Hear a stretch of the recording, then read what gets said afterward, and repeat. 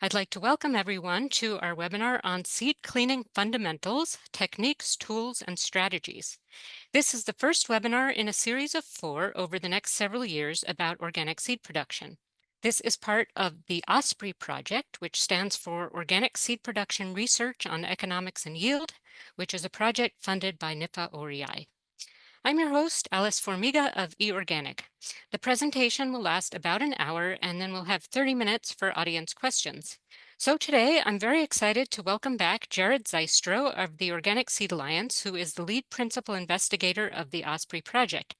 I'd also like to welcome Crystal Stewart Cortons of Cornell University Extension and Philia Farm in Johnstown, New York, Katie Jagger of the Organic Seed Alliance and Saltwater Seeds in Sequim, Washington, and Kayla Yerlin of Organic Seed Alliance and Honey Bloom Farm in Chimacum, Washington. So without any further ado, I'm going to hand the presentation over to Jared. All right, thanks so much, Alice. Thank you everyone for joining us today. Really excited to be able to talk a little bit about seed cleaning with such a great group of people. We have a really strong and experienced group of panelists, so I expect we'll all be getting some really good insights into the art and science of seed cleaning. As just before we get started, as Alice said, this webinar is part of a series of webinars that we're conducting in our Osprey project. For those of you who haven't heard of the Osprey project, this project seeks to assist organic seed production through research on yield and production and economics. So if you're curious to learn more, you can take a look at the seedalliance.org landing page for Osprey. And feel free to, if you have registered with eOrganic, you will get to hear about the upcoming webinars, including ones on disease and economics, so and seed cleaning equipment. So feel free to continue to join in. But I'm going to start today's presentation with a little bit of a question here. I know all of us are joining to talk about how to clean seed. I just wanted to start with this question of like, why clean seed? And because I think that there's some nuance here. There may or may not be a need to clean seed to a specific level. So seed can be clean for different purposes. So what I'd like to look at is just a brief sense of what are the reasons to clean seed and why would you clean it to certain levels. So let's think about this. First off, if you're cleaning seed, it really depends on the use case. And what I mean by this is, are you growing the seed commercially on contract for sale to a seed company? Are you growing this for direct retail sales to other farmers or gardeners? Are you growing this for your own on-farm use? These different use cases may have different requirements on the level of clean that you might be engaging in. For example, if you're cleaning it for sale to an end user, a farmer, a gardener, you're going to need to get that seed to pack it ready. So it will be free of weed seed, free of disease spores, or at least larger disease-bearing structures. It will be free of as much kind of inert material chaff as possible. If you're cleaning for a seed company, you may also be striving for that level of cleanliness, but you may have a little more wiggle room in the sense that many seed companies have the ability to do final cleaning and conditioning. Though that may come at a cost, there may be a fee or some dockage on your the amount that the seed company is paying you, depending on how much additional cleaning they need to do. If you're cleaning for yourself, for your own farm use, well, there's some reason still to have your seed clean, regardless of if it's just staying on your own farm or not. Like I said, certainly needed for commercial sale, but if you're growing this just for yourself, many planters are going to rely on clean and potentially sized seed to operate well. So it's going to depend on the planter. Is it one that sort of relies on singulated seed? Is it something that uses, is a little more tolerant and has kind of large holes and brushes that can allow a little bit of chaff mixed in with your seed and still do a good job of planting? beyond kind of how are you planting your crop and what are the tolerances of the planter for non-seed or variously sized seed, having clean seed has additional benefits even if you're not trying to sell the seed. One of them is just when we think about what you have if your seed is not clean. What are the other components of that bag of seed and other material? Well, the other material can be pests and disease structures. But even if it's just chaff, that chaff, if we think about it, tends to be much less dense and much more absorbent compared to hard when we're talking about dry seeds, especially. But and so that sort of softer, less dense, more absorbent chaff is a really wonderful, and I say that I'm using that word in the sense of it works quite well for growing diseases and incubating pests.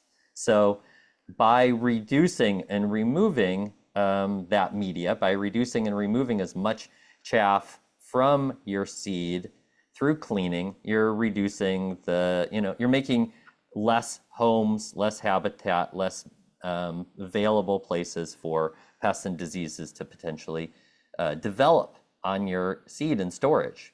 Yeah, same thing, less moisture absorption. So same situation where even outside of kind of pests and diseases, just reducing the level of moisture in contact with your seed is really important for longevity, and having a lot of chaff just allows for more moisture to be more readily absorbed from the air and then be in contact with your seeds. All of this, if you are reducing the potential inoculum, the potential pest habitat, and the potential moisture absorption capacity of your stored seed, that's going to increase the longevity of your seed. So all of these are good reasons to clean seed even if you're not producing seed for commercial sale.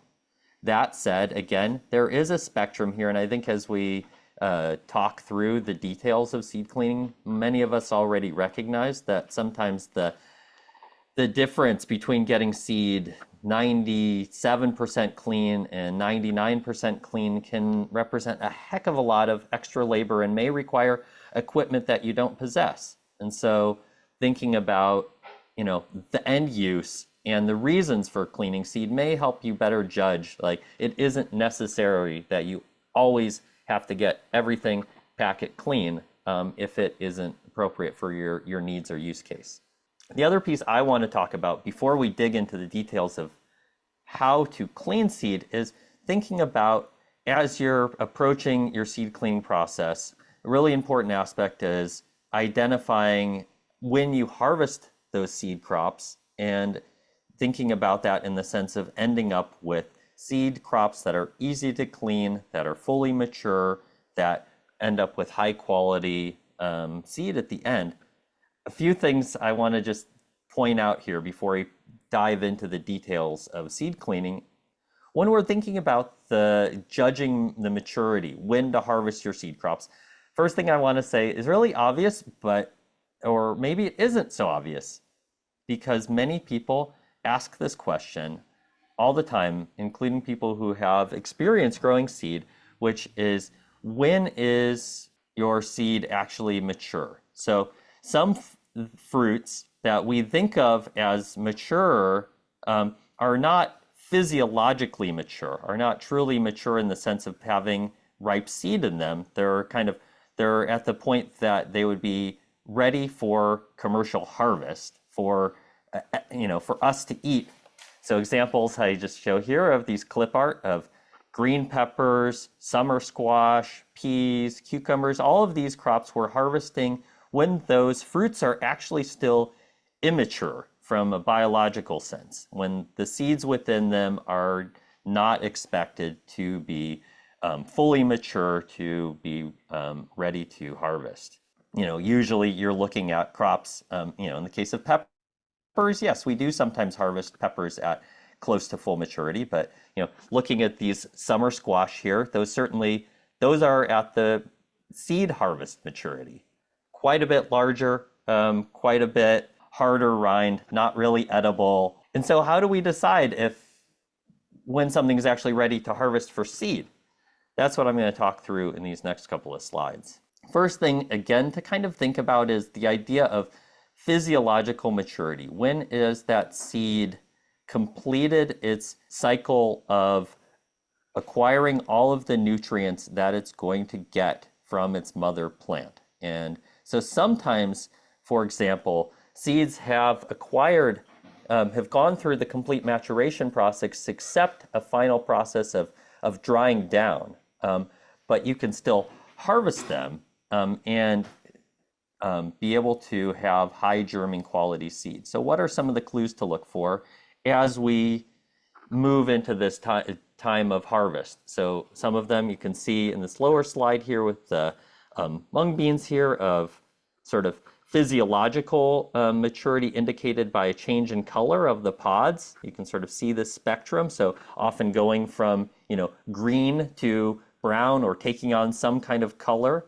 You'll often see a change in the texture of both the fruits and the seeds. So, in the case of these bean pods, you can see that they've often will go from being more supple to being more leathery, and then finally to being dry and papery.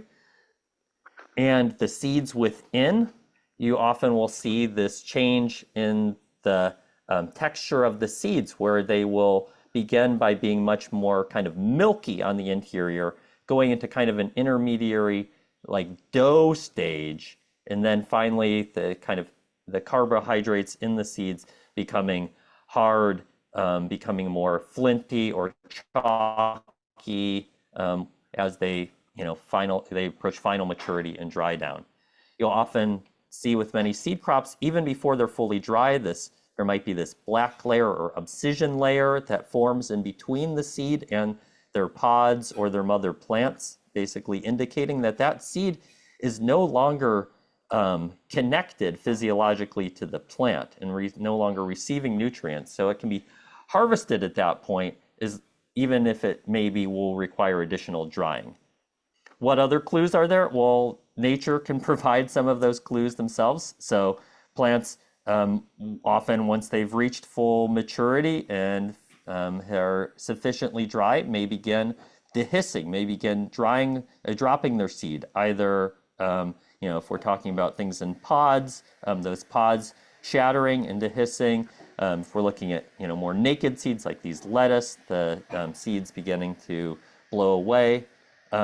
In addition, there may be reasons that precipitate harvest that are not necessarily just driven by when the seed is physiologically perfectly ready for harvest. So example of that could be if there is an upcoming weather event. This is often the case for us on the West Coast, where our season is, the end of our season is this dance with the rain, where we may be harvesting earlier than ideal in order to be bringing things in or protecting them from rains.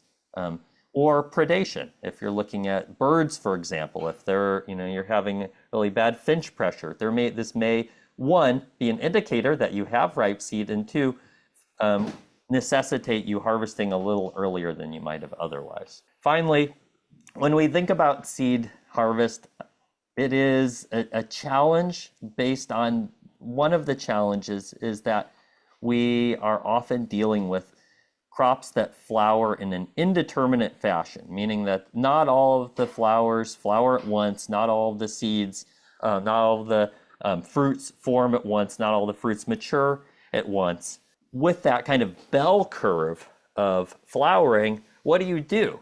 Well, one strategy, certainly at a smaller scale, can be multiple harvests, and I think we'll probably be talking about that in the upcoming section of this webinar, because then you can harvest the early seed as it matures, the later seed as it matures. However, I know for many crops, and certainly often at larger scales, multiple harvests are not as practical, and so then you have to think about, if you're only doing a single harvest, you have to kind of aim for a middle ground here. So typically looking to see, okay, if you have a plant where flowers are just continuing to form forever, aiming for at least 70% of the seed to be mature and ready to harvest.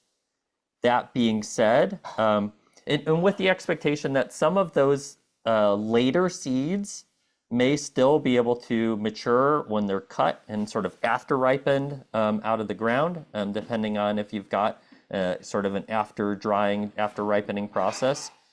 And also recognizing that you would, if you're deciding when to harvest, sometimes the earlier maturing seeds tend to be the larger, often higher quality, higher germinating seeds. So better to err towards the earlier end of this, or again, if you have the opportunity, do multiple harvests. Finally, being aware of unintentional selection. And what I mean by this is that if you've got a bell curve of plants in your field, for example, where not all of the plants are maturing at the same time, if you are harvesting, let's say, early, you may be selecting for earlier maturing, or at least, earlier potentially to bolt plants. And so if that's not a goal or not something that you would want that variety to do, to bolt more early, being careful that you're not only selecting the earliest to mature plants if you've got a variable population like that. I think, yeah, with that, we'll move on to the next part of our webinar, talking about dry seed cleaning. And I'll pass the mic. Yeah, so now we're going to move into talking about dry seed cleaning. And I am speaking about this topic because I live in the least dry environment. So one of my goals is to talk about ways that we can, in temperate climates like where I am in upstate New York, and where a lot of you are as well, how we can overcome the fact that we have regular precipitation when we're growing dry seeded crops and make sure that we're able to deliver a nice disease-free seed at the end of that process. So I'll talk a little bit about using our standard season protection techniques that we're using in regular vegetable production and expanding that into seed production. So you don't have to do anything too different from what you're doing to protect a lot of your vegetable crops that you might already be growing. So what we're seeing in this first picture are actually 3 different dry seeded crops. And I should mention that there's numerous dry seeded crops that you might be thinking about. This includes all of the alliums, the brassicas, the legumes, lettuce, as we've already talked about, all of the herbs, flowers, and anything that dries with a capsule. So what we see in this first image here is a crop of kale, there's an allium down below, and then there's actually peas over on the left. So lots of dry seeded crops that we can put into a tunnel in order to protect them. So the first question that I like to ask when I'm thinking about the dry seeded crops and seed extraction is, how dry is dry enough? And this is a question that you'll be asking whether you are on the West Coast in a nice dry environment, or you are on the East Coast or another temperate area where you have regular rainfall. And the first thing to know is that there are a few crops, which we'll talk about repeatedly, including things like lettuce, that you can harvest from their capsules repeatedly throughout the season because they have a nice open capsule, so you can thresh those directly off the plant. But a lot of things, like our brassicas, we actually want to harvest the plant and allow those to finish drying before we extract the seed, because the moisture that's found in the plant itself is actually going to continue to provide enough moisture that it's difficult to do the seed extraction. So with the seed crop here of kale, we would actually want to go ahead and cut this and then complete the drying process. And that can be done either by windrowing, if you live in a very dry environment, laying that out on a tarp and putting it into a pile outside. Or if you live in a dry environment or a wet environment like myself, you're going to have to take a few extra steps. And to Jared's point about that 70%, this is an example of being over 70%. And this tunnel will therefore have kale plants forever. So part of why you want to hit 70% is so that you don't have shattering from that last little bit of seed. So the oldest seed on here, the first to mature, has already shattered and given me a perpetual crop of kale here. You don't want that. You want to avoid that. So when we're thinking about dry seeded crops, we're going to use the moisture in the environment to help us figure out how to handle those. So the first thing that you want to think about is removing that crop from where it is to where you want it to finish drying. And that's where a little bit of moisture is actually your friend. So if you harvest the plants when the humidity is a little bit higher, those pods are less likely to shatter or break apart. And that's going to help you maintain all that seed in place. So you can handle it a little bit and lose less of the seed. So this is something that we often do in the morning when the plants still have a little bit of residual moisture from the humidity of the evening. And then what we do in our environment, where we have weekly rainfalls, many seasons, is we will move this material into a temporary caterpillar. So this is a low-cost structure. We have a layer of plastic and landscape fabric underneath that as a barrier to moisture coming up from the ground. And then we're elevating those seeds off of the ground so that there's airflow all around this whole crop. And then we're putting fans down and allowing for good air movement. If you have to take this extra step and you're drying in a protected environment, you do want to make sure it doesn't get too hot because we want to dry this material without cooking our seeds. So if you can keep your temperatures down below 95, you're well within the range of being safe. Of course, if the air temperature goes above that, you can't help that. But maintaining good airflow and keeping those temperatures as regulated as possible is really important. In this case, we don't have a shade cloth on that structure, but often if we need to regulate temperatures, we'll put a shade cloth on to help protect from the sun, in addition to protecting from humidity and precipitation. And when it's raining, of course, we close this structure up to protect that seed. So once we allow this seed to completely dry and become nice and hard, that's when we're going to move to the next step of seed cleaning. And this is where we also want to think about our air humidity. And we want to make sure that rather than going in the morning when there's higher humidity, we want to process those plants when they are crispy dry in order to facilitate shattering. So before we were handling them when they were a little bit soggy, a little bit damp so that they wouldn't shatter. Now the goal is shattering. So we're going to do this in the middle of the day when any residual humidity and moisture has left this space. So just using the environment that you have is going to be really important for finding the right time to do your next process with seed cleaning.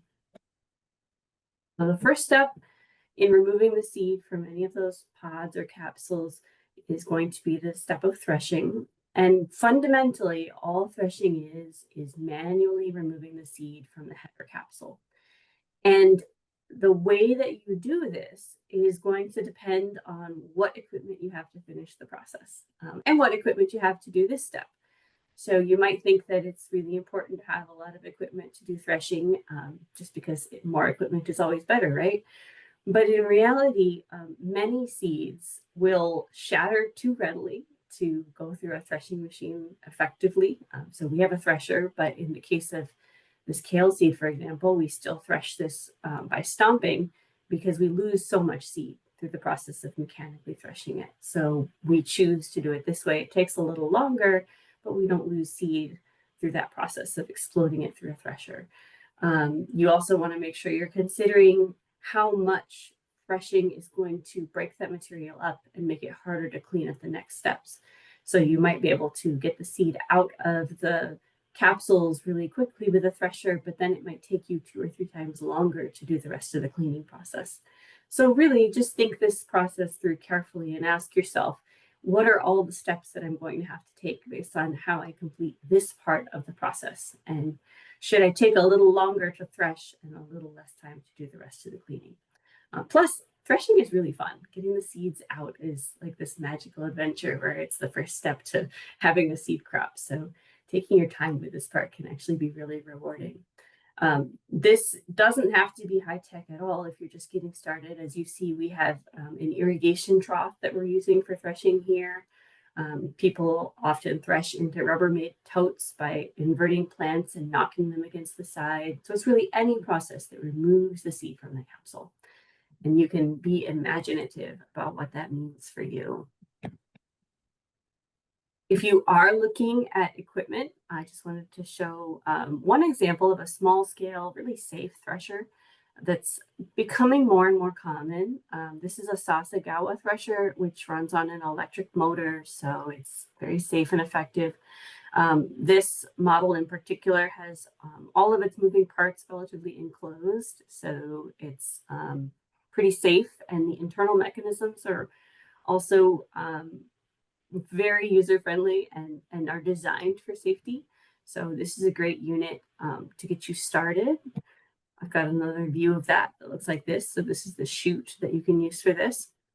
This thresher was designed for small scale processing, specifically of soybeans. So it needs to be retrofitted a little bit if you wanted to do other crops. What we're seeing here is echinacea being run through this, and we had to create a screen that actually captured the material on the backside of this because the soybean screen and the blowers in this unit are not capable of processing this in a way that doesn't blow the seed out the backside. So you really have to take your time and figure out the limitations of any given small scale piece of equipment, because the variety of seeds that we're trying to process is immense, and no piece of equipment is designed for all of them. But you can, with time and patience, find ways to make a lot of different pieces of equipment work for you. Another unit that is really nice and that a lot of smaller scale folks really favor is the MT860 multi-crop, which is another threshing unit with a completely different design that also includes more screens and a couple of blowers. So it can get you a little bit closer to clean seed with a larger variety of different seed crops.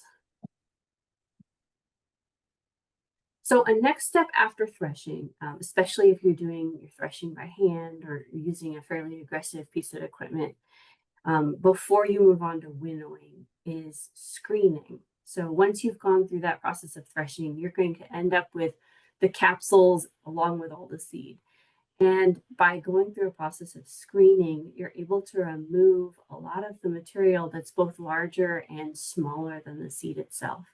So often what folks will do is they'll stack screens with different sized holes. So you've got some that are larger than the seed and some that are smaller, and then you can shake the seed through that. And by doing that, you'll actually capture the different sized debris that's bigger in the large screens, and anything that's a little bit smaller than the seed can also fall through, which is going to get you a lot closer to a clean seed crop. So what we see here is onion umbels, which actually result in a lot of chaff and can be really challenging to get out of their little capsules. So the threshing is pretty aggressive, and you end up with a Rubbermaid tote full of material here. And then we ran that through a couple of screens. There were more than that, but it made the picture look really busy. So we ran it through a couple of screens in order to remove a lot of the stem debris and some of the little stalks from the umbels. And then we were left with a lot of the little capsule pieces and the onions that we could then run through our winnowing process. So you don't have to have fancy screens for this. These screens that I'm showing here are available for purchase, but they're relatively expensive. You can also build screens using different gauges of hardware cloth, window screening. You can even buy different sized sifters, both soil sifters and flower sifters, and multi-purpose those into seed cleaning as well. So lots and lots of tools available for the screening process. And then the last step that we like to think about with dry seed cleaning is winnowing. And winnowing is an ancient technique of using wind in some form, whether you're generating it, you're using natural wind, or you're creating an electric wind, and then using that wind to separate out your remaining seed and chaff by weight. So what we see here is a continuation of that onion seed and trying to blow some of those little capsule pieces out. This was a very failed attempt in our very first seed processing with an allium. This was a mess. Don't try that ever again. But you know, this is one possibility. A fancy possibility, especially if you live in an area with a lot of shared use equipment, is to use a winnow wizard, which is going to use a blower and a series of screens which modulate your wind speed And then you pour the seed into a hopper, which sends the seed in a controlled way in a nice sheet over that wind. And then you're able to capture the different weights of product that are coming out of that. So ideally, you're capturing your seed into a little narrow wooden bin, which is almost directly underneath the hopper in this case. And then you've got maybe your lighter seed going into a Rubbermaid tote, and then a lot of your chaff going into that third tote or onto a tarp on the ground. This is also a process of trial and error. So having tarps in all of your winnowing techniques is really important so that when you mess up, you can capture everything back up and try again. This trial and error is certainly part of this, and seed just goes everywhere.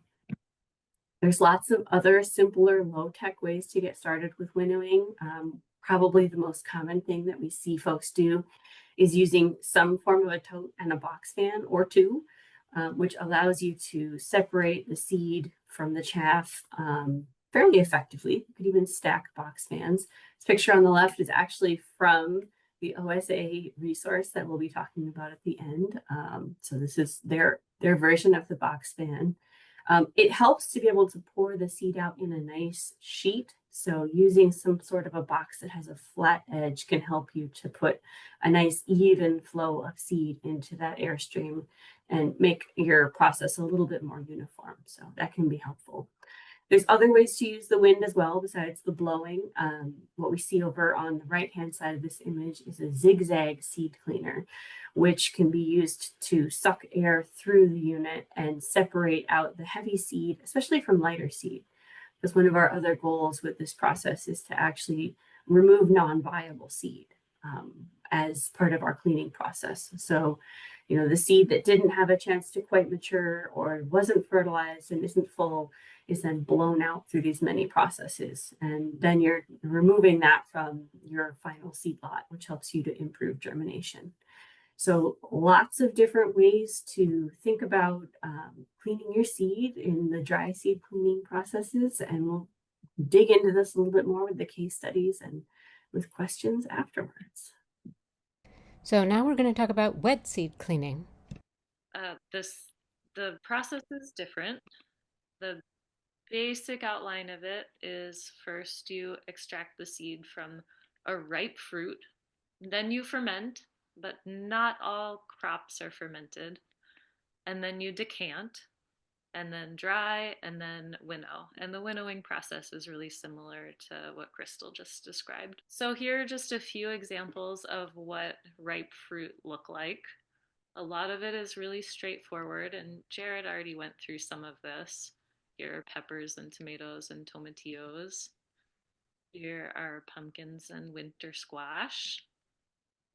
Here are zucchinis. So clearly zucchinis are harvested at a much later stage than you would harvest them for market. Here are ripe cucumbers. The ripe cucumbers have turned yellow and the seeds inside have matured and they're no longer thin and papery. So the first step is going to be extract the seed from the fruit. And on a very small scale, you can do this with things that you would commonly find in your kitchen. So strainers, bowls, knives, various containers, spoons can be very helpful.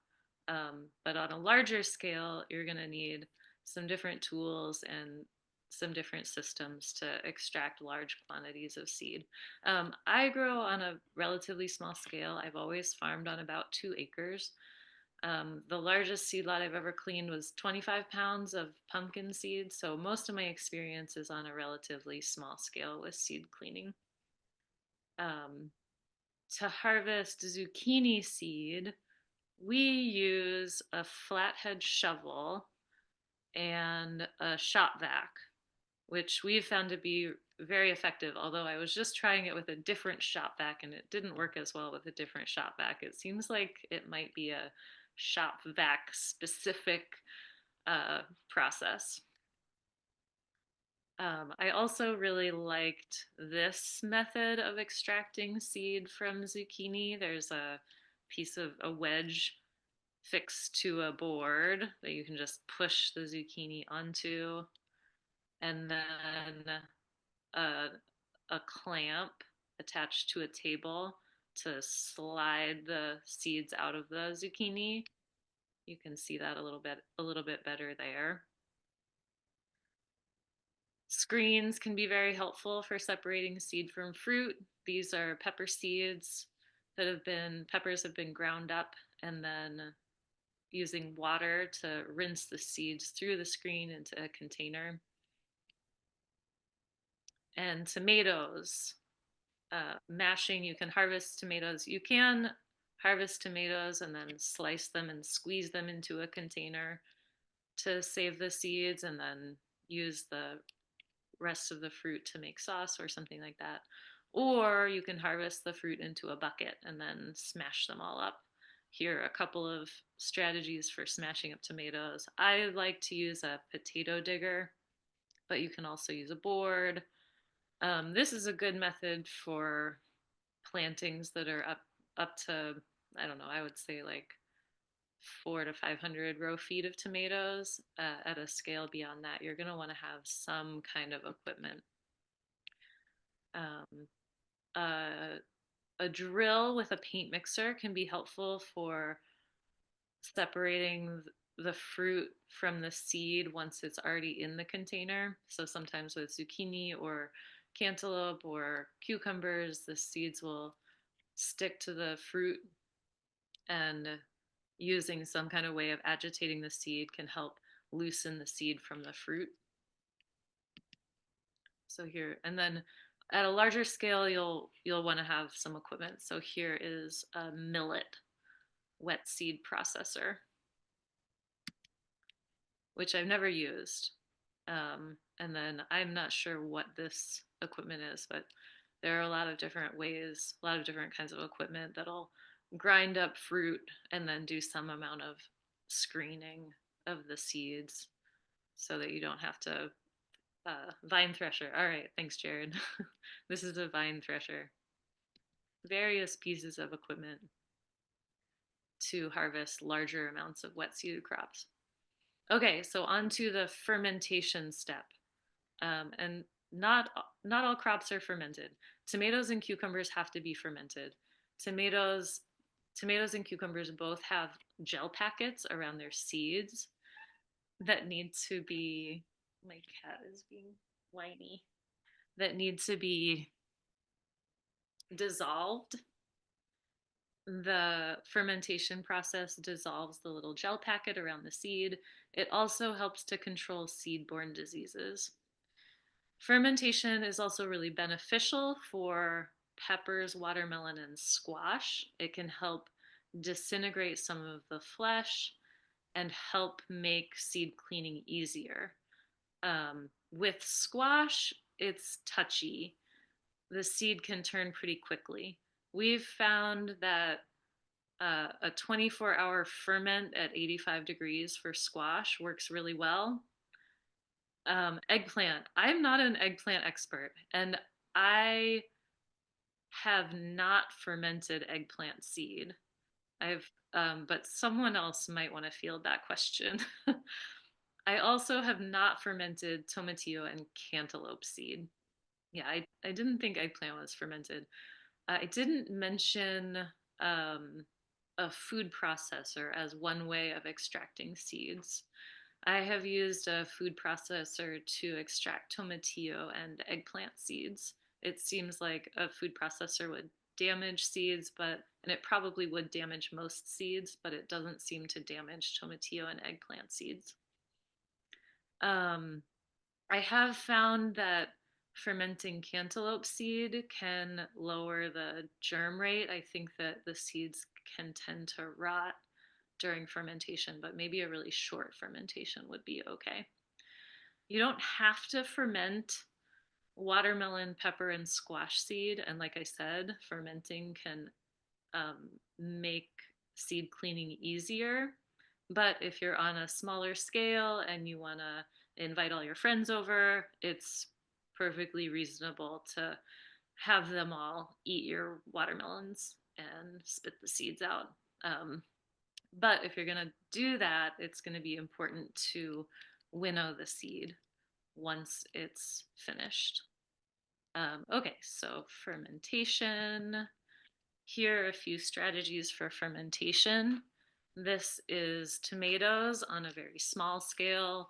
Notice that those containers are not sealed. The lids are just placed on top so that fruit flies can't get in, but air can escape because the fermentation process will create gases.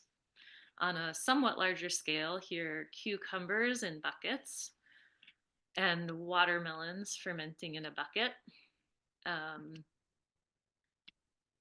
Once the seed has fermented, and I like to ferment cucumbers for 3 days at 75 degrees. I'm not sure about watermelons. And I have found that it can be helpful to run the seed through a small bottom screen before decanting. So the next step after fermentation is decanting. But it can be helpful to get rid of some of the goo before decanting so that you don't have to do quite so many pours. And it is possible that some of the good seeds will be attached to still attached to some fruit and suspended in the goo. And if you can get rid of some of the goo before decanting, it can be helpful. So here I'm spraying some cucumber seed through, and it's on top of an 1/8-inch screen. So the cucumber seeds don't fall through the screen, but everything that's smaller than the cucumber seed is falling through. And then I'll take that and I'll dump it into a container and start decanting. So with seed cleaning, we're always taking advantage of the good seed being more dense than the plant material. And this is the first pour on a pepper seed decanting. So you'll put the seed into a container, fill the container up with water. All of the good seeds will sink, and all of the fruit material will float, and you can pour the fruit material off of the container, stopping before you pour out all of the good seed. So here's the first pour, and then you can see the good seed in the bottom of the container. And then once you've repeated that a couple of times, the seed will be quite clean and you can pour it out onto a screen to dry. So here we're decanting cucumber seed. You can see on the left, this is the first pour where there are quite a few cucumber seeds that are floating, and then after one pour, there are a lot of seeds that you can see that have sunk and still some that are floating. Here are pepper seeds with pepper seeds that aren't good floating and the good seeds that have sunk. And then, okay, and then this is an important step. You want to pour the seeds out onto a screen in a thin layer with really good airflow, ideally a fan if it's an indoor space. You can spread them out in the sun on a breezy but not too windy day. You'll want to get them dried down as fast as possible because they can mold pretty quickly. So here are a few different strategies. Here are cucumber seeds spread out on a silk screen with a fan, and here are tomato seeds drying on a seed cleaning screen in the sun. Tomato seeds drying on a window screen. And then once the seeds are dry, if the seeds have stuck together, you can rub them against a small screen to get them from sticking to each other, and then you'll want to winnow just as you would a dry seeded crop. And I think I will hand it off to Kayla from here. Thank you. Hey everyone. I'm going to get started on the case studies portion. So today we wanted to focus on crops that we've been working with for the Offspray project. So that's broccoli, lettuce, and tomatoes and zucchini. So I'm going to take a little deeper dive into processing these crops at small to medium and large scale. Let's see here. I'm just going to check to make sure my clicker's working. Yep. Okay, cool. So we'll start off with broccoli. Broccoli is a Brassica oleracea crop. So if you're growing this for seed, you really want to think about your isolations if, having true to type seed is really important to you for your goal. I'm a commercial grower, so I always take isolations pretty seriously. So typically for a Brassica oleracea crop, you're going to want a half-mile isolation distance from another flowering oleracea. So if you have, broccoli here flowering at the same time as the kale crop, then those are definitely going to cross if they don't have adequate distance from each other.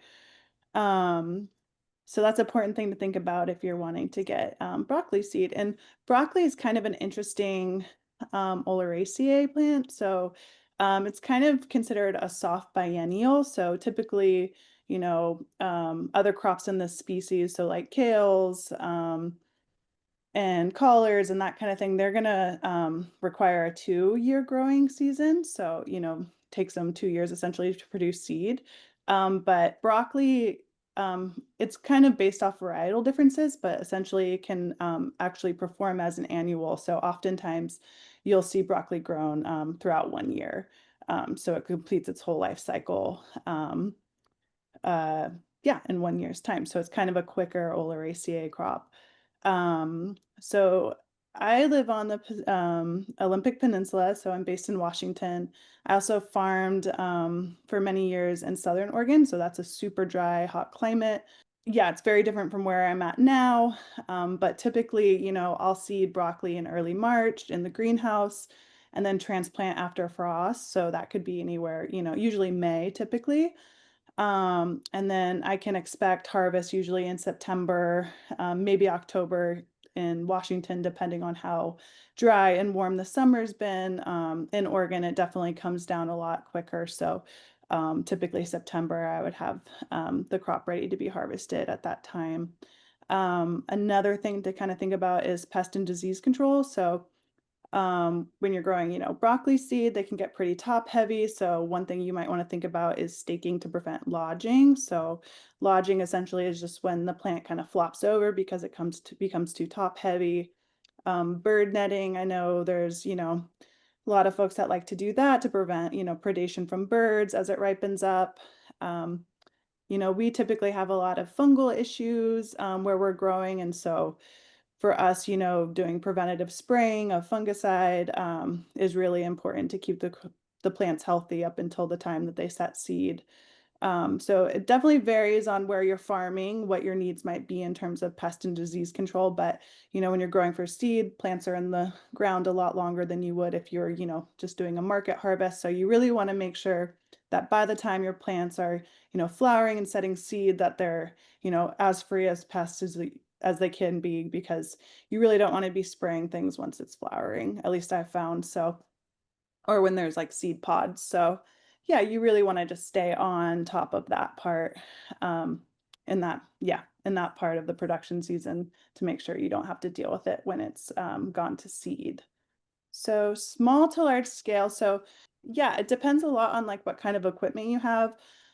Crystal touched a lot on this. So typically, small scale, you're gonna, cut the plant at the base, usually with pruners, and then lay on a tarp to windrow.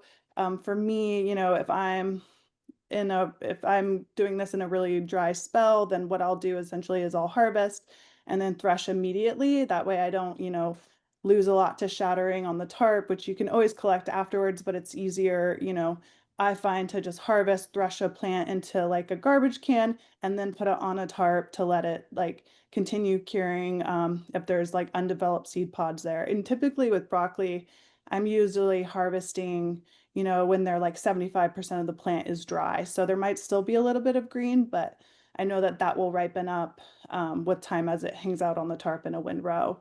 And again, we live in a pretty dry climate, especially when I was in Oregon. It was really, really hot and dry, so I would never have to worry about things molding.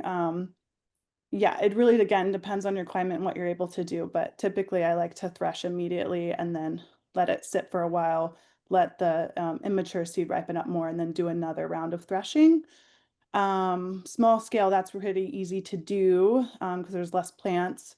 But medium-sized scale, typically, it's nice to have a little bit more hands, so more of a crew, but yeah, still harvesting the same way with typically, pruners. You could also use a weed whacker and add like a hedge trimmer attachment to it to have a little bit more strength to cut those plants, and then you can just walk through, weed whack them to cut them, and then gather and then windrow or thresh, however you want to do it. At a really large scale, it's really helpful to have a swather. So that's like an implement that you have on a tractor, and then essentially you drive past the rows and then it will cut the plants at the base for you. There's also combines, of different sizes and scales that you can use to harvest and also thresh and even winnow, but those are fairly expensive. And there's all sorts of variations of those.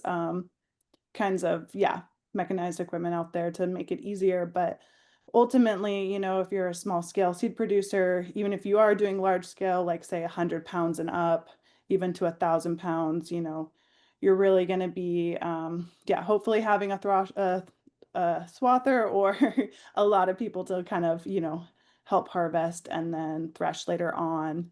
As far as like threshing goes, for kind of larger scale, we would typically, drive over things a lot. So we would have huge rolls of material that we would kind of unroll. It'd be on landscape fabric, and we would make sure that, we're doing it on soft enough ground. Like you don't want to do it on pavement because you can really crack and shatter seed. Um, if you're doing it on too hard of a surface, but we would drive the tractor over it, and that would kind of expedite the threshing process for us. And then from there, we would screen. And again, when you're working at a larger scale, it's better to have bigger of everything. So if you have screens, really making huge screens that you can run a lot of material through, like, yeah, quicker than you would, with the little screens. But yeah, so there's essentially all sorts of different ways to thresh, but really, at a large scale, driving over things seem to be the easiest. There are threshing machines.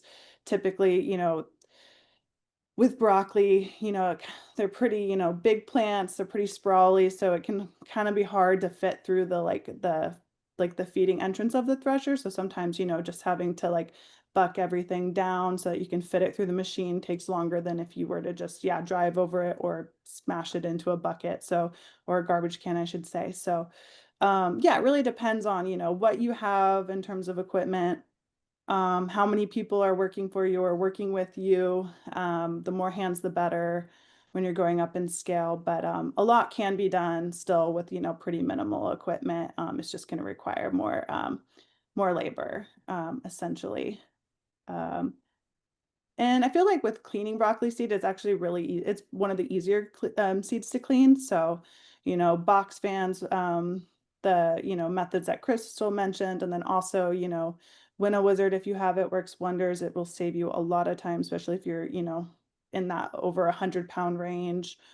Um, yeah, it can get pretty tiring standing next to a box fan after a while. So, um, yeah, I would say it's pretty easy to winnow though, compared to some of these other crops, or I guess maybe lettuce on here. I think that's it for broccoli. So moving on to lettuce. So yeah, lettuce is a self-pollinated crop typically, but it's capable of crossing as well, depending, on pollinator action. So the isolation distance for this is pretty minimal. Again, like I'm a commercial grower, so like seed companies typically, it can kind of vary depending on the variety, but and preferences for seed companies, but ultimately it seems pretty standard that 25 feet is the recommended distance between like lettuce crops that are flowering at the same time. So that's kind of nice because you can essentially grow a lot of different lettuce varieties in a small space for the most part, if that's a good crop for you. Yeah, typically would seed in early March. Again, transplant a little bit before frost, depending on varieties. Certain varieties are a little bit more cold sensitive than others. So depends there, but yeah, I would typically, expect harvest in August, sometimes September. In Washington, it does take a lot longer than again in Oregon. In Southern Oregon, I would typically have it ready to harvest like mid-July, end of July. So having heat could really speed it up. Pest and disease control, again, it depends on where you're at. For me, a big pest was finches. So making sure, I never was a big fan of bird netting just because I'm always growing a lot of something and it's not really feasible to bird net a huge grow out of a variety when thinking of cost and just again additional labor. So I usually am really vigilant at that time, making sure that I am very in tune with when the lettuce is ready to be harvested, checking every day once it gets close. Yeah, I typically will have to, it's called skirting. So it's when you remove like the first 6 inches of leaves at the base of the plant. And that typically helps prevent like all sorts of crown rot diseases or white molds. And that essentially creates more airflow because, if you're in a very humid place, which, it doesn't get too hot in Washington, but we always have tons of moisture in the air. So really wanting to increase that airflow is really important to like aphoiding, yeah, those kinds of crown rot diseases that seem to really be prevalent here. Also say, yeah, I mean, I didn't really have, aphids can be a problem sometimes, with lettuce. So maybe being up on your spray regimen, but I feel like for us mostly it's yeah, those fungal diseases and then just predators, so birds taking the seed. So again with lettuce, I typically follow the 75% rule. So once I see, 75% of the seed or of the flower head is like, has the white puffy stuff, then I know that like, okay, that's my cue to harvest. And yeah, you can see in this picture here, so the lettuce seed sits kind of in this little cup, and then it has the pawpaws, which is the feathery white material that's attached to the seed, and that's there to essentially encourage wind to blow it away and have it continue to be reproduced. So yeah, it's really susceptible to shattering easily. So again, you really want to, have an eye on the crop and make sure that you're not missing ideal harvest window. And also, it's really easy for it to get lost through, rain. So that was another big thing of just watching like, okay, am I going to have a rain soon? Because if so, I need to get it now. Same with, wind, all of that. So it's pretty sensitive in terms of shattering. So yeah, you really want to be on it. Um, so if you're at a small scale, and you can do this also at larger scales. I typically don't like this method, but yeah, at a small scale, you could always, walk through your plants and then thresh on the plant. So essentially you're not cutting the plant yet, you're just taking the top of the plant, knocking it into a bucket and then, moving on. I typically, again, wait till 75% is ready and then I'll just harvest at the base. I'll immediately thresh into a bin to avoid seed loss. And then I'll throw those plants onto a tarp or a landscape fabric to windrow to continue to, mature. And then I'll go through again and harvest the rest of that seed. Just like broccoli, if you're doing, like hundreds and hundreds of pounds, like acres of it, you're definitely going to want a swather of some sort, or a combine to really get through that, or, like 100-person crew. Yeah, for me, I'm kind of more in that medium range, like usually doing, anywhere from 10 to 50 pounds, I think was the max I've done of a lettuce variety. And so, yeah, I don't have a lot of mechanized equipment. So I would typically, yeah, just take pruners and go through it. Or, a weed whacker. If it's all pretty much ready at one time, it's easy to kind of just walk down the line with the weed whacker and harvest. So trying to think of other things. Oh, so for cleaning lettuce seed, this one can be a little bit more tricky. It's kind of flat, it's really light. So, whatever winnowing, like whether if you're using a box fan or the winnow wizard, you typically want to do pretty low wind speed on that. And then I always typically run it through a really fine mesh screen to get the last little pieces of stem out of there. So that can kind of take a while, but yeah, the tighter the screen you have for that is really the best. There's also different kind of slotted screens, so kind of very fine rectangular slotted kind of pattern that works really well for lettuce seed. The trick is really just trying to avoid getting a lot of the plant matter in with the material that you're going to winnow. Kind of like what Crystal said is like, yeah, however you thresh, the more aggressive, you're going to have more things to clean out later on. And so with lettuce, I try to be pretty gentle through the threshing phase, make sure I'm not getting any big chunks in there so that it's pretty much just the light feathery material and the seed. And then that's really easy to clean later on. So tomatoes. Tomatoes are another, self-pollinating crop, but that can also cross as well, depending on pollinators. The isolation distance for these has varied a lot depending on variety, and the company I've worked for. So anywhere from, 75 feet to 200 feet. Usually it's 200 feet if it's like a really old heirloom that, there's maybe not a lot of seed stock of, and it's really important to keep that really true to type. So, where I work at OSA, we're doing a lot of tomato breeding work, and we definitely do not have very large isolations at all. And that hasn't seemed to be a problem. But again, it just depends on, who you're producing the seed for and what the expectations are there. So, if I'm growing commercially, I typically, yeah, have larger isolations than I would otherwise. You could get away with probably a lot closer and still get true to type seed. But um, yeah. So again, with tomatoes, start in the greenhouse. I seed, late February on heat mats, get them going pretty good. Where, in Washington, we don't have the longest growing season. It's not very hot, so we really want to get an early start on nightshades. You're with tomatoes, you're continually harvesting throughout the summer. So I like to harvest them when they're fully ripe. And then as far as pest and disease control, for us, again, we have a lot of fungal stuff. So, we grow also in a greenhouse because we don't have the, hot enough summers out here to do them outdoors. So, we're trellising and we're pruning, and we do that again to promote airflow and to make sure that, there's not a lot of funky fungal stuff starting to spread and take over. So, yeah, creating that additional airflow is really important. In Oregon, we would grow them outside. So we would, trellis, but we wouldn't prune. And that was never an issue because, again, it's just so dry and hot there. It's hard for molds to really take off. Um, you know, Depending on, yeah, if you're indoor, outdoor trellising it's worth it. It's a lot more work, and especially if you're doing large scale, but it's a lot easier when it comes to harvesting. And so it's kind of, again, where do you want to spend your time? I think it's really helpful to, yeah, keep the plants upright. So picking just goes a lot quicker. Let's see, I've also had issues with like spider mites in greenhouses with nightshades in particular. So again, there's, insecticidal sprays I'll do at times when needed, but mostly I've battled, yeah, a lot of like fungal issues. So just again, depends on your region.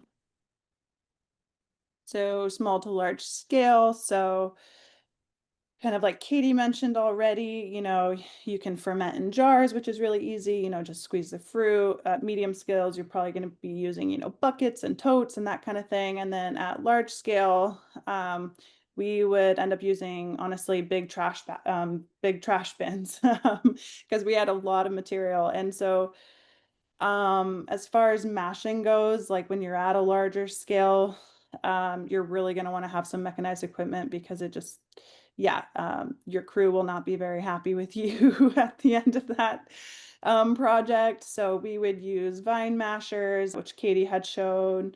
There's all sorts of different variations on that. And so it's really important to have some help when you're mashing all these fruit. Also, it's nice to let them sit for a little bit after you harvest. Like you don't want them to get super, moldy and nasty, but you do want them to kind of, get a lot softer because it will make mashing a lot easier.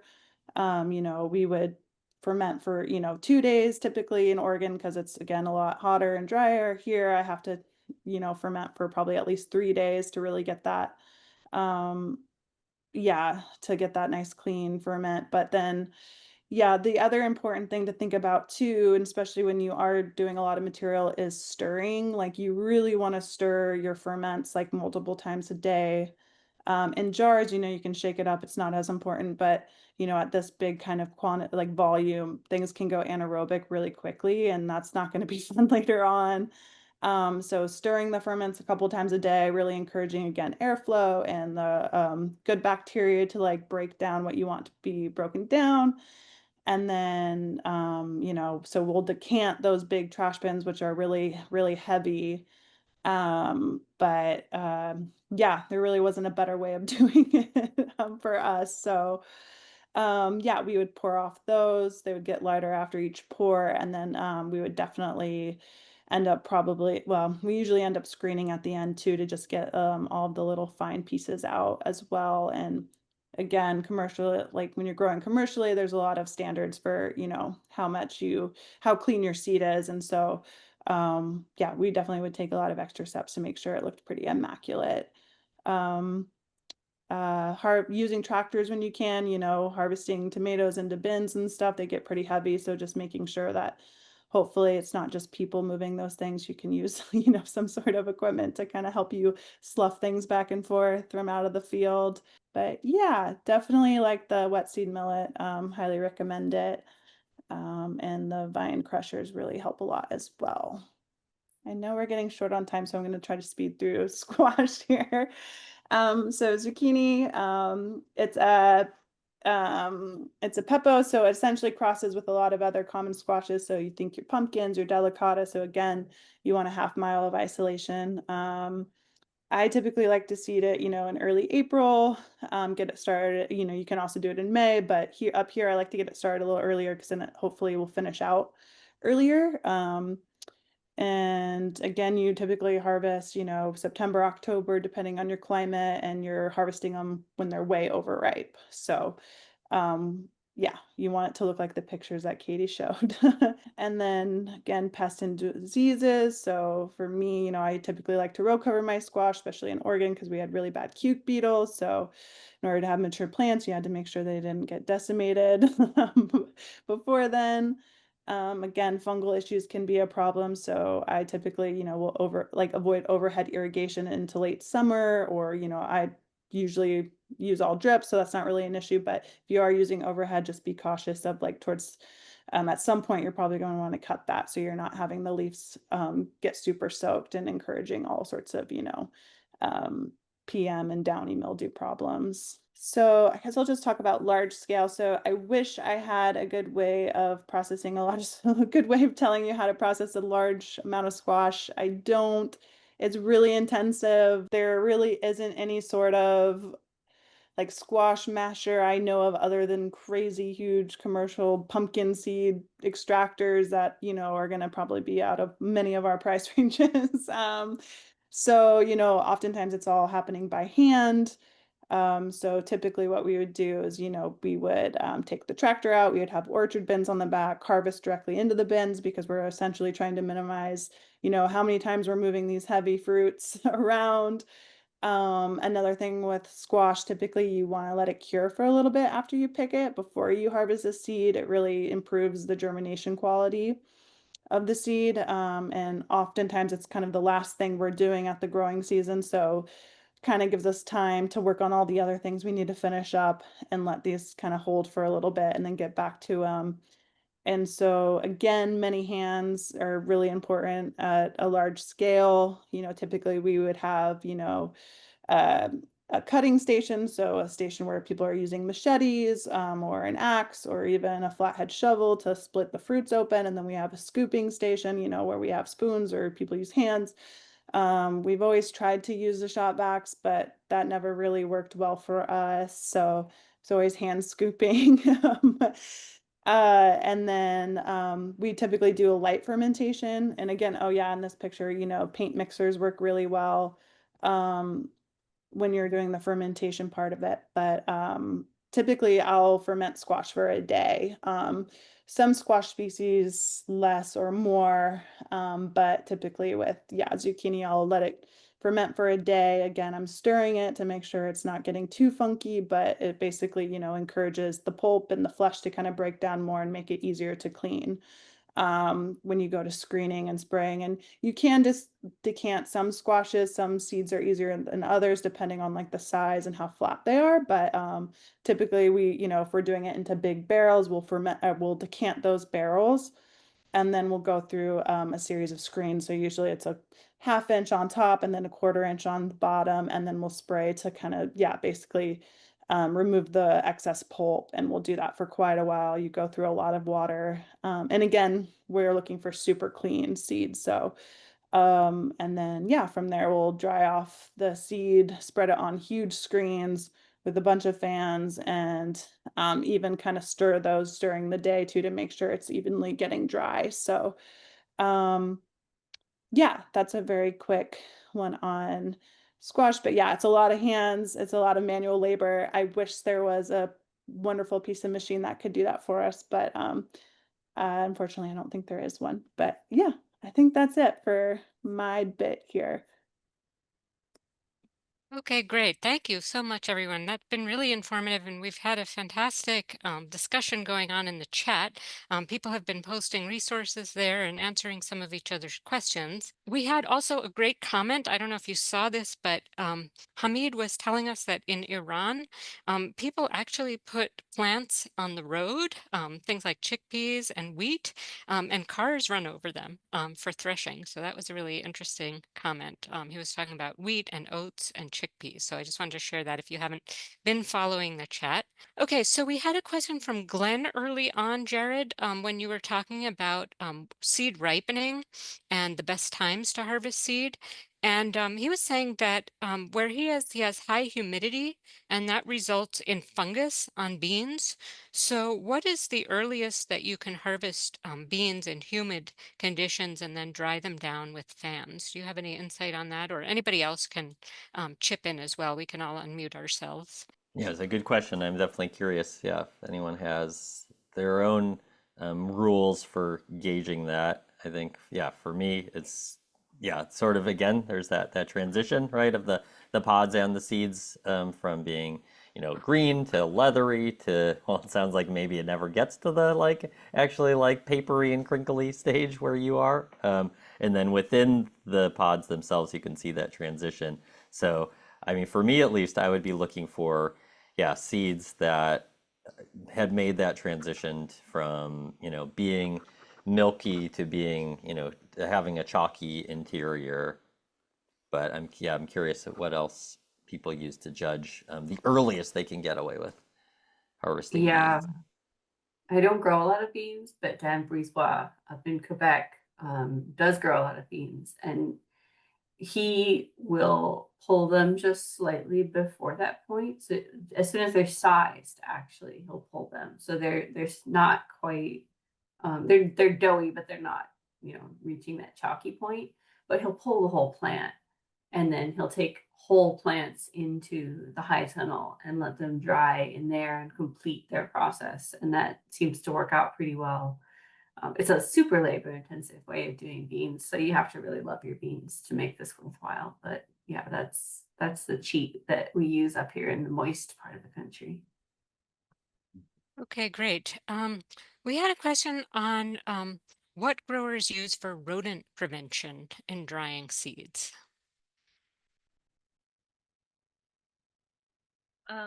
One thing we do, um, well, rather than prevent rodents, is um, if we have laid seeds out on the ground in a high tunnel, which we do regularly, um, rather than stomping on them immediately, we will pick the plants up and move them to a clean tarp or sheet before we thresh them. And then that way, any mouse poop that has um, that is dropped onto the sheet where the seed is drying will stay on that sheet, and we can discard it. We do use rat traps in the OSA research greenhouse and the propagation house. What other ways? I think that's most of all we do. We have a rodent sealed, like rodent proof drying space to dry our seeds down in, which is really great. Highly recommend it. It's just a shed with a dehumidifier and some fans. Okay.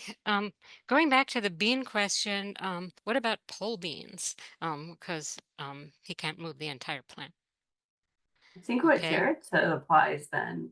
I think, because you can't use the whole plant to finish the maturation process, you have to let them mature and then pull the pods individually. Okay. Yeah. But you can grow your pole beans in a high tunnel, which is how we get around it. And then they're fine. They don't mold in a high tunnel. Okay, so we had a couple of questions during the webinar, going back a little bit. So how about ground cherries? I know Katie mentioned tomatillos. Would you ferment ground cherries? We had a couple different answers, and some people said they did, and some people said they didn't. I've always fermented tomatillos and ground cherries. I take the husks off first, which can be a little bit intensive, but it just makes it easier through the fermentation process to not have all those bits of husks in there. But yeah, I would always ferment them the same way as I would a normal tomato, and seemed to work really good and had good germ and all of that. So um, yeah, yeah. I think it can probably be done both ways, it sounds like, but yeah, I've always known people to ferment them. Okay, and also we had another question about whether bitter melon and gourds such as those should also be fermented. Yeah, so it depends kind of on the species. So like with like the species, which a lot of gourds are like, I always forget how to pronounce it, but it's like the Agirosperma or something species like that. Those I've seen fermentation damage the seed because the seed kind of like after you ferment those, it almost look like there's like, kind of like the seed coat has kind of disintegrated a bit. It seems to be more sensitive for that. So like those I typically don't really ferment unless the pulp is really, really thick and I can't, just use water to break that away. But I'll do again like a light fermentation. So like 24 hours max. And again stirring and all of that, but yeah, it can be really like it can really vary on the varietal, but yeah, the ones I've worked with, yeah, I just done a light soak, so I would recommend that maybe. Okay, yeah, we've gotten a couple questions about frost and the impact on seed maturity and how it would impact the seed in terms of rotting. So, The frost will damage seeds that are in a fruit. Um, most fruits, most squash have some amount of frost tolerance, and cucumbers, so there can be a little bit of frost damage on the outside of the fruit that won't make it all the way into the inside of the fruit. Um, but if the seed freezes, there's a lot of water in the seed, and that can damage the seed. Um,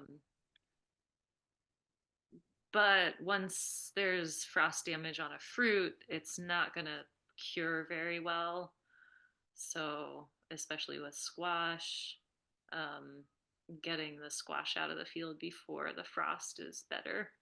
And with cucumbers, of course, the frost is going to make the fruit rot really quickly. So, if you have had frost damage on your cucumbers and its surface, um, you can harvest the seed as long as the frost hasn't gotten to the seed. Um, but you'll want to harvest those fruits pretty quickly because otherwise they're going to rot. okay, Um, yeah, so getting to that second question, if the fruit is almost mature and the frost is threatened, it's better to harvest. Do you think the seeds will still mature inside the cucumber if they're not quite ready? It really depends how far along the cucumber fruit is. So it can be kind of difficult to tell from looking at a cucumber how mature the seeds inside are. And sometimes if you harvest a green cucumber, it is mature enough that the seeds inside are mature. I'm not sure if they will mature if you put them in storage. I've never actually stored cucumber. Maybe someone else has. Okay, yeah, if anyone has experience with that, please type it in to the chat. It's been wonderful to have the exchange going on. Okay, so let's see. What is the isolation distance for seed corn? And are there any special requirements for saving corn seed? Yeah, and I know, I mean, Kayla, yeah, you can probably speak to what some of the seed company requirements will be. So of course, it varies. A lot of times you'll see for corn, you'll see different isolation requirements depending on sort of the scale. So like larger commercial corn seed production, you'll see sort of this like 660 feet, but they're including in that you're actually have a border or buffer, often of like 8 rows wide, that's not being harvested for seed at those large scales. And so if you are, a smaller scale where you can't just take 8 rows of your crop on each side and send it off for feed corn, then yeah, then you're usually looking at a greater distance than that 660 feet.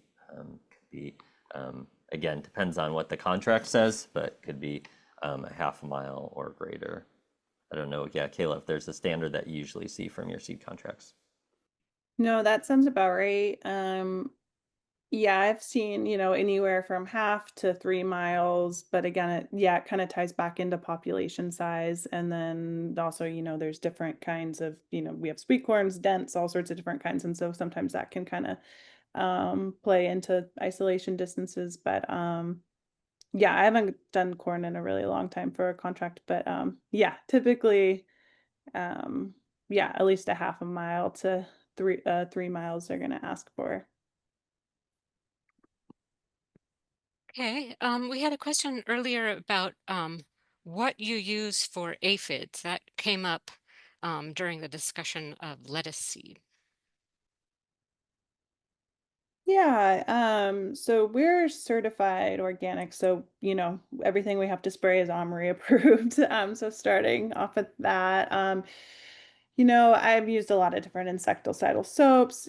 Aphids, I feel like as long as you catch them pretty early on, they're not really too hard to get rid of or target, I guess. If it's really bad, you could always use, pyrethrum, so pyganic, that's, really strong insecticide to spray. So yeah, I usually try to avoid using that at first if I can. But yeah, there's all sorts of things you can kind of look up. And again, depending on, your production methods, you'll have different options. But yeah, I would say insecticidal soaps is usually a good start, or a neem, or, anything like that. And then if you need the kind of a heavier hitter, you can bring out pyganic. The trick is just getting it early on, and again, it can be hard depending on, what other crops you have growing that aphids love. Phacelia and alyssum are commonly planted by farmers around here to attract beneficial insects that prey on aphids. And I think that they'll often I think they'll plant the Phacelia about every 4 or 5 beds, um, so that they're close enough to the brassicas. Okay, great. Let's see. We had a question just now about Alicia was asking if someone could clarify if fermentation is done for ease of seed cleaning, or for dissolve or for wait, let me just go back. It's skipping around. Ease of seed cleaning, or if it's for improvement of germination. And it looks like Crystal and Katie answered that. It does both. It's important for killing seedborne diseases, dissolving gel packets surrounding seeds, and making seed cleaning easier. I know that the answer about the threshing machines was typed into the chat, which ones they were. Let me just see if there's any others that we missed. Oh, yeah. For tomatoes, what is your biggest worry in terms of diseases? Are organic producers having a more pronounced incidence of fusarium wilt? I know it can vary by region. Yeah, we definitely deal with that here. Yeah, and that's where again, like pruning and creating airflow helps. It does live in the soil, so obviously crop rotations, if you can be really helpful for that. Haven't really had I mean, as far as seed-borne diseases go, there's always like tobacco leaf mosaic virus and stuff like that that can really affect seed. Luckily, I haven't had to deal with too many of those, more of just kind of in the more immediate growing season. Yeah. Does anyone else want to add anything?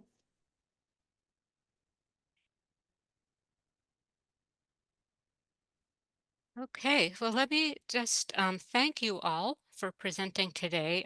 It was a great webinar, really interesting and really terrific engagement by everyone who attended. Thank you for answering so many of each other's questions and giving some very interesting tips. So I just want to thank you all for presenting today, and I also want to shout out to Molly Travis for her hard work in organizing all of us. And we look forward to future webinars from the Osprey project. So thanks everyone for joining us today.